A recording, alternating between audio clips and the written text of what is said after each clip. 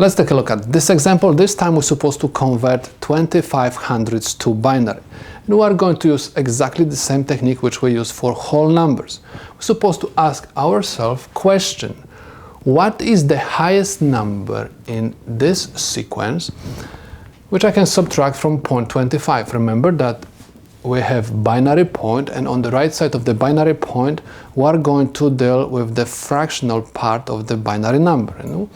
We are going to use these weights this time.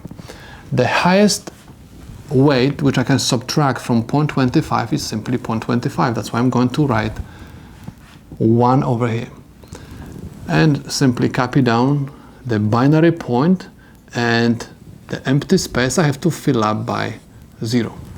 So my answer for this problem is going to be 0.01. This is my binary number, which is equivalent to 0.25. This is the solution to my problem.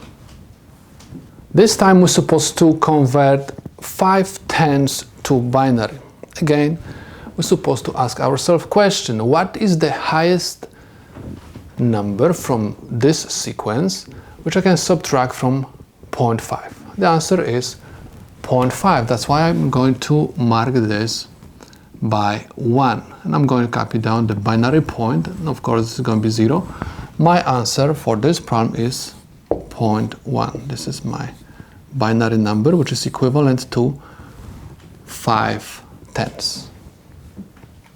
We have another number, 75 hundredths. Again, ask yourself question, what is the highest number from this sequence which I can subtract from 0.75? The answer is 0.5. I can subtract 0.5.